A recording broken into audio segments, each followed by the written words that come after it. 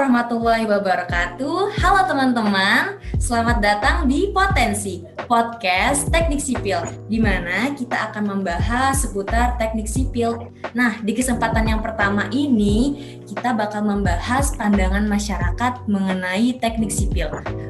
Kira-kira apa ya? Oke, di sini sudah ada yang menemani kita 3 orang hebat, yaitu merupakan enggang-enggang dari Institut Teknologi Kalimantan. Nah, yang pertama ini Kak Desi Oktaria Hidayat. Halo Kak. Halo semuanya. Gimana Kak kabarnya Kak? Alhamdulillah baik. Alhamdulillah, semoga selalu sehat ya Kak. Amin. Oke, kita beralih ke kakak selanjutnya. Di sini ada kakak yang masih melanjutkan pendidikan S2 nih di Institut Teknologi 10 November. Nah, ternyata semasa kuliah kakaknya ini pernah menjadi wakil Biro Kepemanduan di Kabinet Emas KMITK. Wah, keren. Oke, langsung saja ini dia Kak Muhammad Hasbi Laksono. Halo Kak. Halo. Gimana kabarnya nih Kak? Alhamdulillah baik. Alhamdulillah baik. Semoga lancar ya Kak pendidikannya. Amin. Oke, and last but not least, beliau ini sekarang bekerja sebagai dosen di Presiden University, tepatnya di kampus yang ada di daerah Jawa. Bukan begitu Kak? Oke. Nah, kakaknya ini ternyata pernah menjadi Menteri Kabinet Kesma di Kabinet Emas KMITK. Bener Kak? Oke, sekarang kakaknya masih aktif di organisasi Palang Merah Indonesia. Oke, siapa lagi kalau bukan Kak Mario Indri Pratama. Halo Kak. Ya, halo Yance, halo semua. Gimana kabarnya Kak? Puji Tuhan, baik-baik aja. Luar biasa. Harus tetap sehat ya Kak. Oke, kita mau bahas sedikit nih Kak tentang awal pertama kakak masuk di Institut Teknologi Kalimantan. Kita flashback sebentar ya Kak. Gimana sih Kak alasan kakak tuh bisa memilih prodi teknik sipil di Institut Teknologi Kalimantan yang notabene-nya pada tahun Kak Desi tahun 2012 merupakan kampus yang baru buka gitu. Mungkin bisa sharing-sharing sedikit nih Kak tentang alasannya. Jadi ini aku dulu ya. Iya, bener Kak. Kalau alasan kenapa milih teknik sipil dari segi prodinya dulu, karena memang dari SMA atau SMP ya mungkin bisa dibilang itu udah tertarik sama yang namanya konstruksi. Jadi kalau misalnya ngelihat ada konstruksi jembatan, konstruksi gedung, atau ikon-ikon konstruksi yang menjadi landmark gitu dari sebuah kota, itu tertarik banget. Kok hebat ya bisa bikin infrastruktur yang sebagus ini, infrastruktur yang sebermanfaat ini, dan benar-benar bisa menjadi ikon gitu. Nah, makanya dari situ akhirnya cari-cari tahu, oh ternyata jurusan teknik sipil lah yang bikin konstruksi semacam itu. Makanya dari searching, dari cari-cari tahu, akhirnya tertarik dengan jurusan teknik sipil gitu. Kalau untuk memilih ITK-nya sendiri, sebenarnya kalau boleh jujur ya, nyobanya nggak cuma ITK. Mungkin Hasbi sama Mario juga nanti mirip-mirip ya jawabannya ya. Nah, ternyata jodohnya dapetnya di ITK yang kebetulan waktu itu kalau di angkatan pertama juga ada yang namanya beasiswa. Jadi itu salah satu hal yang bikin tertarik juga untuk nyoba masuk di ITK. Dan ternyata jodohnya memang jadi angkatan pertama di ITK. Tuh. Jadi kakak ini sudah mencari tahu ya pas waktu SMP, SMK gitu, sudah pengen tahu gitu ya Kak? Sebenarnya awal mula ketertarikan itu dari segi desainnya dulu. Oh kayaknya seru ya bikin desain gedung, desain jembatan, dari segi gambarnya dulu.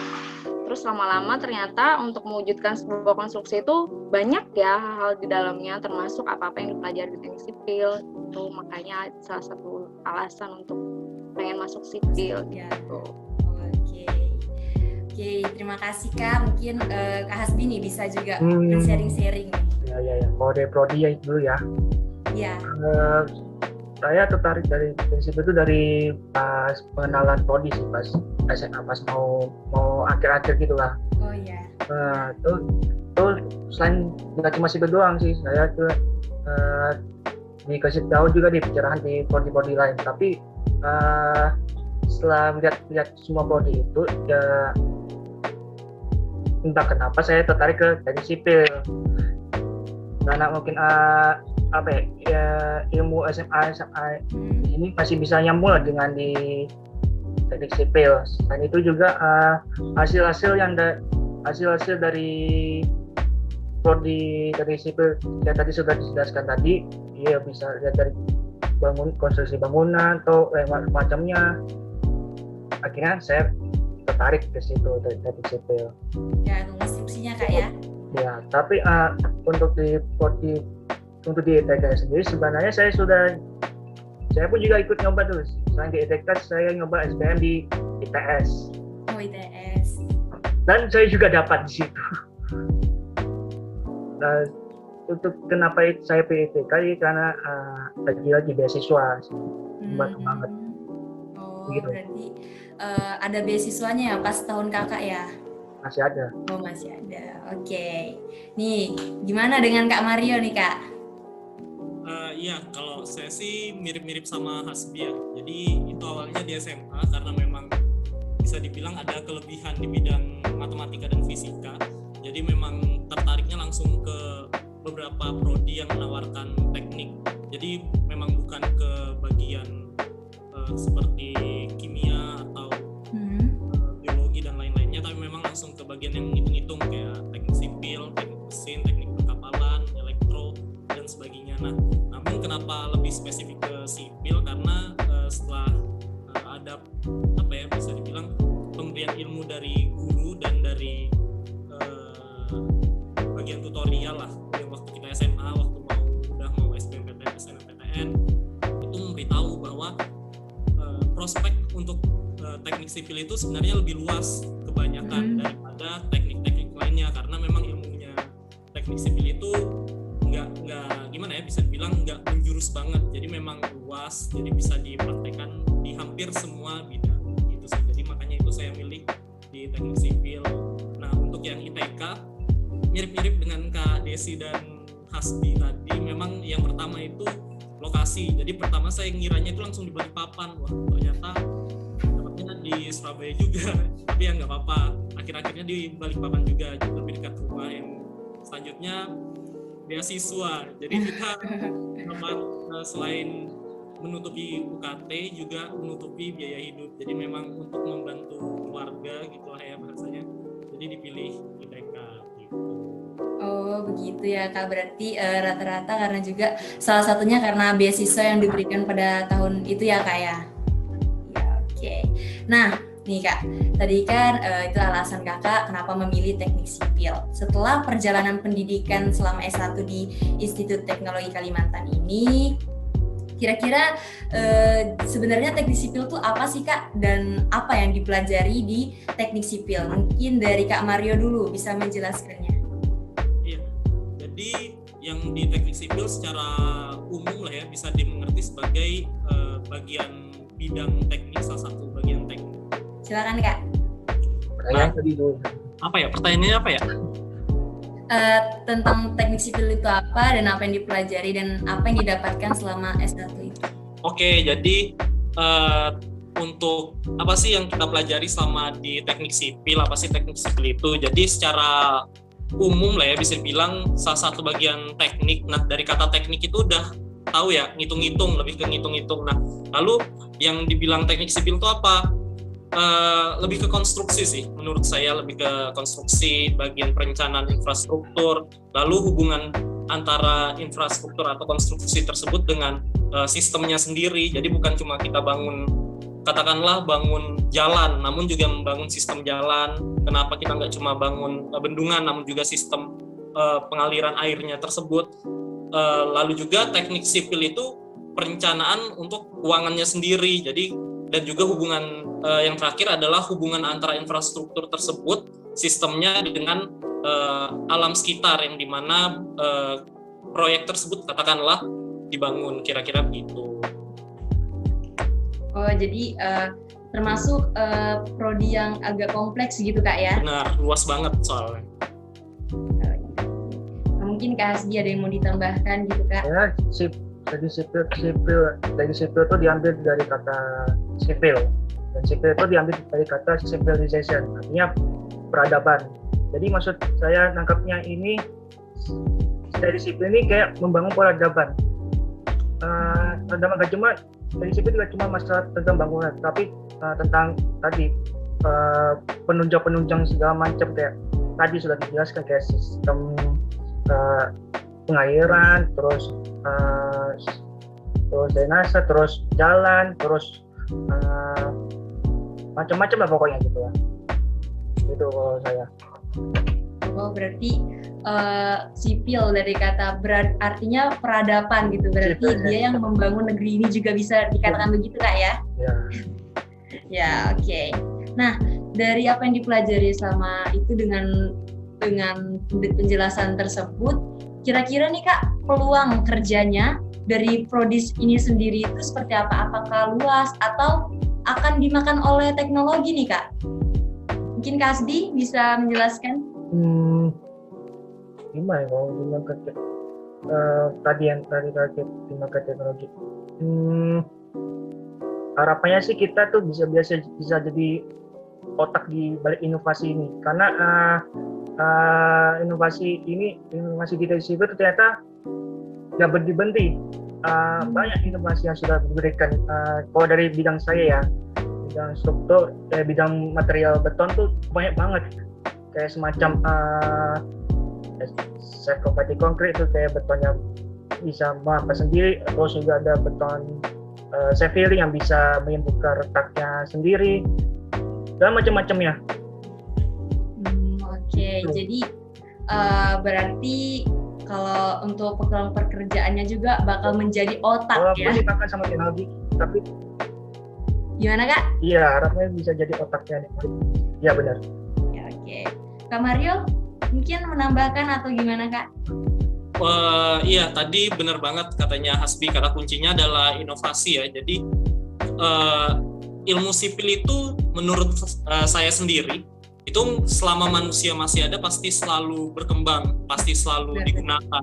Soalnya ya katakanlah kayak tadi, bangun rumah, memang semua orang bisa bangun rumah, namun bukan cuma sekedar rumah-rumah aja. Kita mau buatnya contohnya seperti di Singapura, rumah yang hemat lahan, bertingkat banyak namun kuat. Nah, jadi gitu. Jadi selama ada manusia yang mana membutuhkan sandang, pangan, dan papan, nah di papan inilah salah satu dari kebutuhan pokoknya manusia itu yang bisa dimasuki lah oleh teknik sipil. Jadi kalau tentang teknologi, apakah akan dimakan teknologi? Enggak, malah teknik sipil itu sangat erat hubungannya dengan teknologi. Jadi setiap saat di teknologi, kita lihat aja di sejarah-sejarah, misalnya penemuan roda. Nah, penemuan roda itu dulunya akan mengira bahwa itu akan menyusahkan teknik sipil, ternyata tidak, malah saling menyupport. Dan di era digital ini juga saya yakin bahwa hubungan antara teknik sipil dan perkembangan teknologi itu semakin erat begitu. Oke, berarti semakin jalannya bersama gitu Kak ya? Benar. Oke, kita kan sudah membahas tentang teknik sipil nih. Sekarang kita pindah pembahasan ke pegawai negeri sipil. Yang sama katanya ada kata-kata sipilnya. Nah, di sini sudah ada Kak Desi yang kebetulan bekerja di pegawai negeri sipil di Kementerian PUPR. Bukan begitu Kak? Ya, oke. Ya, Kak. Sebenarnya PNS itu apa sih Kak? Apakah suatu bidang, badan, atau profesi nih Kak? Jadi pegawai negeri sipil itu sebenarnya adalah jabatan atau status. Jadi bukan jenis profesi tertentu. Jadi itu hanya status, dan itu cakupannya sangat luas. Jadi nggak cuma teknik sipil aja. Sering kok banyak yang ngira kuliah di mana, jurusan apa, teknik sipil. Oh, PNS ya?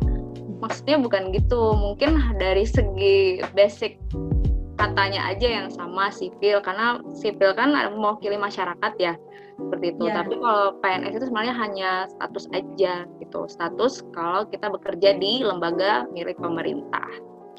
Berarti sebuah status atau jabatan aja gitu Kak ya? Iya, betul. Kalau sampai sekarang nih Kak, untuk masuk ke PNS itu kan banyak sekali orang yang mengincar. Mungkin kakak bisa sedikit sharing nih kak, alasan kakak untuk menjadi PNS ini apa kak? Sebenarnya kalau alasan secara pribadi ya, ini cerita sedikit, mungkin karena saya perempuan, ya kan? Saya perempuan. Terus dulu sebenarnya sempat berkarir di dunia konstruksi yang kontraktor. Terjun di kontraktor. Nah itu kan kalau kita di kontraktor, kalau misalnya pekerjaan lapangan, ngecor itu bisa sewaktu-waktu ya, bisa jam 2 malam sampai jam 6 pagi gitu ya. Nah untuk laki-laki sebenarnya untuk hal seperti itu mungkin nggak ada masalah, ya kan? Cuman kalau melihat prospek ke depan untuk di masa depan ketika nanti sudah berkeluarga, sudah punya anak, mungkin hal-hal seperti itu akan menghambat atau membebani keluarga yang misalnya kita sebagai perempuan gitu kan, kita kan juga punya tanggung jawab sebagai ibu ya di keluarga kita. Nah seperti itu. Jadi melihat hal tersebut, melihat PNS kan kerjanya juga ada jam kerja pastinya, misalnya kerja dari pagi sampai sore jam 5 gitu mungkin secara teori. Memang secara prakteknya kadang-kadang kalau misalnya ada keperluan tertentu kadang kita begadang di kantor sampai malam. Cuman dari segi peraturan ketentuannya itu loh, itu lebih tidak memberatkan kita sebagai perempuan itu untuk menjadi PNS. Itu salah satu hal saya secara pribadi alasan kenapa tertarik mencoba menjadi PNS. Terus yang kedua juga jaminan sampai hari tua. Jadi kalau misalnya ikut gabung jadi PNS, itu nanti ketika udah memasuki masa pensiun, itu akan ada gaji pensiun terus jalan gitu. Walaupun status kita sudah berhenti sebagai PNS yang aktif gitu.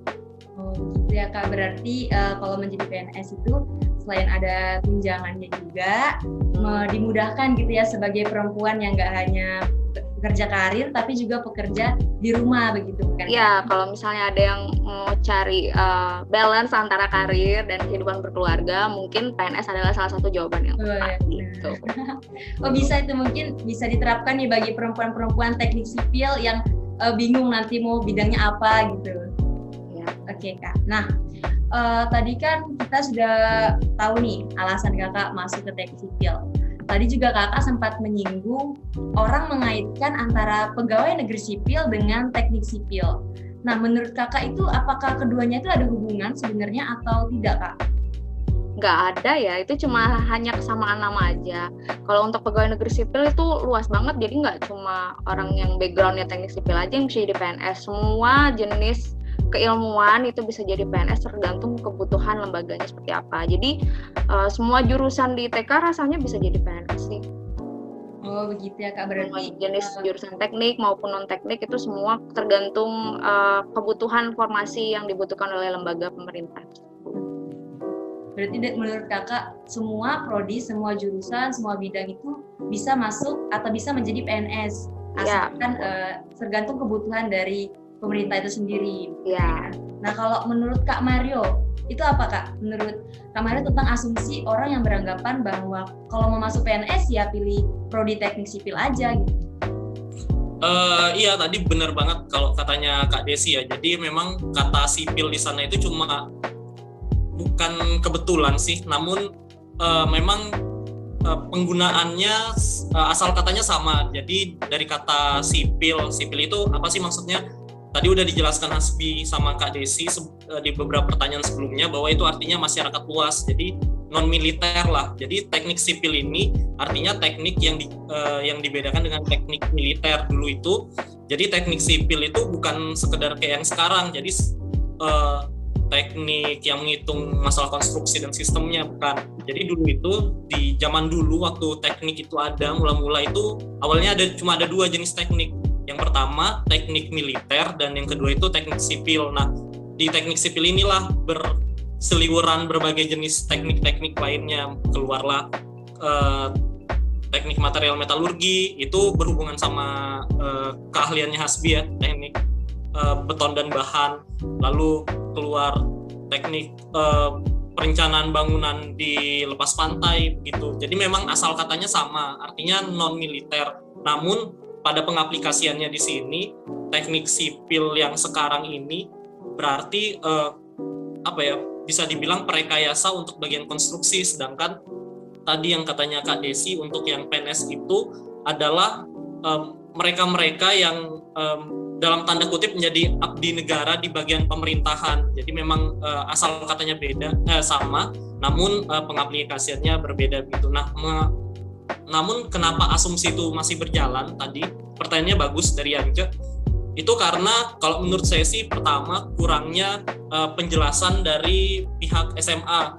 Di sini maksudnya adalah kan teman-teman di SMA itu ada BK ya, di badan untuk berkonsultasi, di situ harusnya bukan sekedar siswanya doang yang maksudnya bukan sekedar gurunya doang tuh yang proaktif untuk memberitahukan, namun teman-teman yang saat ini masih SMA itu harusnya proaktif juga untuk menanyakan ke bagian badan konsultasi tersebut untuk mengetahui sebenarnya sama atau tidak sih masalah ini. Jadi begitu sih, jadi lebih ke pencerdasan untuk teman-teman SMA-nya sendiri untuk langsung bertanya ke mereka yang mereka yang tahu, maksudnya bukan sekedar asumsi wah karena ini ada kata sipilnya maka akan sama menjadi PNS gitu. Lebih seperti itu sih ya.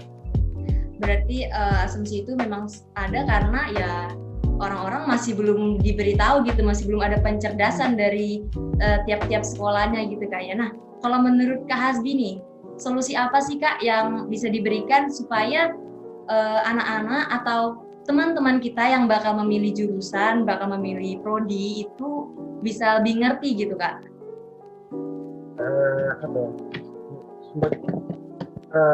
Tadi kan karena alasannya karena masih ada minim pengetahuan dari sekolah tersebut. Jadi inilah pentingnya peran dari perguruan tinggi itu untuk membantu teman-teman kita SMA ini. Jadi bantu untuk jelaskan gimana sih, apa sih bedanya teknik sipil sama PNS gitu. Terus selain dari sekolah, tetap perlu juga proaktif dari perguruan tinggi tersebut. Gitu. Oh ya, jadi begitu Kak ya. Nah, kalau misalnya nih asumsi itu malah melekatnya pada orang tuanya bukan pada anaknya, dan anaknya harus nurut gitu sama orang tuanya. Selain anaknya tersebut, mungkin bisa diajak juga orang tuanya untuk disosialisasikan gitu ya. Oh gitu ya Kak. Nah kalau menurut Kak Desi gimana nih Kak? Kalau yang melekat masalahnya padahal sebenarnya orang tuanya bukan anaknya gitu. Kalau menurut saya kan zaman sekarang nih zaman semakin modern ya. Yeah. Anak-anak kecil pun sudah pegang gadget, sudah gampang cari tahu banyak hal melalui internet. Jadi kalau menurut saya itu anaknya harus aktif. Jadi harus ngasih tahu ke orang tuanya. Kayak gini loh, maksudnya teknik sipil itu jurusan yang mempelajari gini. Sementara kalau PNS itu kan sebenarnya seorang civil servant, pelayan publik yang melayani negara gitu. Jadi nggak terbatas di teknik sipil aja gitu. Jadi kalau menurut saya simpelnya sih, kalau misalnya orang tua yang masih istilahnya kolot ya kalau kayak gitu ya, berarti anaknya harus aktif, anaknya harus mencari tahu, terus menjelaskan ke orang tuanya gitu. Jadi memang untuk untuk membenarkan asumsi yang tadi itu, untuk menjelaskan secara baik itu dibutuhkan peran dari sekolah, dari perguruan tinggi, dan dari anak itu sendiri, begitu ya Kak? Benar. Ya, oke. Nah, ini kita sampai di penghujung acara. Sudah banyak sekali ilmu yang kita dapatkan tentang pegawai negeri sipil dengan teknik sipil. Mungkin kakak-kakak di sini bisa memberikan kesan dan pesan untuk adik-adik yang memilih jurusan, untuk kami-kami yang masih berjuang untuk menyelesaikan pendidikan ini, dan untuk masyarakat luas. Silakan Kak. Dari aku dulu mungkin ya. Silakan Kak. Jadi lebih ke teman-teman yang masih SMA nih. Bagi teman-teman yang masih mencari jurusan yang tepat, maupun bagi teman-teman yang masih galau di semester 1 dan 2, maksudnya teman-teman yang perkuliahan di semester 1 dan 2 kan masih baru-baru ya, masih bingung nih dengan jurusannya, apakah ini jurusan yang tepat atau enggak. Nah, kembali lagi ke tadi masukan-masukan dari Hasbi dan Kak Desi yang dimantapkan lagi teman-teman, lebih proaktif lagi untuk mencari tahu teknik sipil ini kedepannya seperti apa, apakah memang cocok dengan saya, apakah tidak. Nah, jangan sampai terjadi fenomena salah jurusan nanti kedepannya gimana. Nah, sedangkan untuk kesan saya sendiri di teknik sipil itu luar biasa ya, apalagi di Institut Teknologi Kalimantan. Nah, bukan berarti bahwa sekedar memang pelajarannya luar biasa, luas banget, sangat dalam artian teman-teman lulusan teknik sipil itu virtually bisa bekerja dimanapun juga loh, bener-bener. Jadi teman-teman kalau lihat lowongan kerja, ada tuh persyaratan jurusan, itu 90% itu ada tuh teknik sipil, karena memang bukan sekedar ngerancang bangunan, namun juga untuk sebagai estimator untuk di bidang keuangan khususnya, karena salah satu dari keahlian jurusan kita di teknik sipil itu. Nah, di situ sih menurut saya teman-teman lebih dimantapkan lagi keilmuannya. Jadi di teknik sipil itu gimana ya, luar biasanya itu yaitu sih, satu yang bisa masuk di mana aja, kedua ilmunya selalu berkembang, jadi teman-teman itu selalu bisa berinovasi di bidang apapun. Seperti saya misalnya teknik sipil di pengkhususan sumber daya air, jadi itu bisa masuk di teknik lingkungan, bisa teknik industri di bagian teman-teman teknik industri yang di bagian industri bisa juga, di bagian pengelolaan air limbah di teknik lingkungan itu bisa juga, di bagian perencanaan untuk teman-teman planologi khususnya ya di ATR itu bisa juga. Jadi virtually bisa dimanapun sih teknik sipil gitu. Oke, terima kasih Kak Mario. Mungkin bisa Kak Desi ingin menyampaikan. Oke, kalau dari saya, sebenarnya teknik sipil itu kan mempelajari hampir semua elemen ya. Dari air, tanah, struktur, transportasi, bahkan manajemen juga kita pelajari. Jadi kalau buat yang baru mau masuk ke teknik sipil, itu benar-benar hampir semua ilmu itu kita pelajari. Jadi benar-benar sangat berguna dan nggak akan nyesel gitu loh kalau misalnya milih teknik sipil, karena juga tadi yang seperti dikatakan Mario, itu peluang kerjanya itu sangat besar. Karena dari elemennya aja hampir semua gitu kita kerjakan gitu loh. Jadi kalau misalnya mau masuk di pekerjaan apapun itu bisa seperti itu.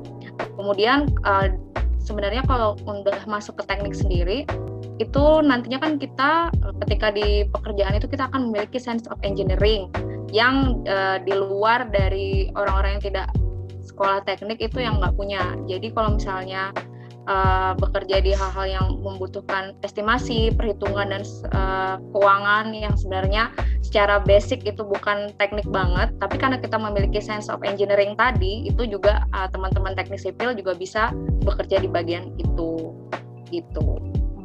Ya, Kak. Jadi sebenarnya cakupan teknik sipil itu luas. Kalau misalnya yang baru bingung ya, baru mau pilih jurusan, sebenarnya teknik sipil itu ilmu basic, ilmu dasar yang ketika nanti lulus itu nggak akan bingung gitu mau masuk kemana. Karena semua dasar ilmu itu membutuhkan teknik sipil gitu. Berarti memang teknik sipil itu karena banyak yang dipelajari, pasti peluang pekerjaannya juga sangat besar gitu Kak ya. Terutama untuk di bidang konstruksi ya, karena juga diprediksi entah sampai kapan itu di Indonesia sendiri itu kan konstruksi masih menjadi prioritas nomor 1. Jadi kalau buat teman-teman lulusan teknik sipil itu jangan takut, karena kita tuh akan selalu dibutuhkan di bangsa ini, itu kita bakal selalu dibutuhkan gitu. Benar-benar. Apalagi bakal selalu dicari. Bentar lagi jalan rusak siapa yang dicari? Sipil. Jalan banjir yang dicari siapa? Sipil. Jadi masalah-masalah yang ada di sekitar kita aja itu yang nanganin dari teknik sipil gitu. Jadi jangan takut nanti kalau misalnya lulus dari teknik sipil mau kerja di mana ya, atau itu nggak usah takut karena yang membutuhkan kita itu banyak. Oke, terima kasih Kak Desi. And the last, Kak Hasbi. Aduh, ini sebenarnya sudah tercover semua sih. Apa ya dapetnya? Dari segi ilmuwan, Bi, anak lab nih. Ilmu, oh ya, kenal lab, ngasih cawan tuh. Kalau dari keilmuannya sipil sendiri itu apa ya? Nggak pernah mati. Soalnya dari tahun ke tahun tuh ada aja yang baru. Itulah kenapa saya salah satu juga alasan saya tertarik ke lanjutkan pendidikan itu ternyata begitu. Luas, makin lama makin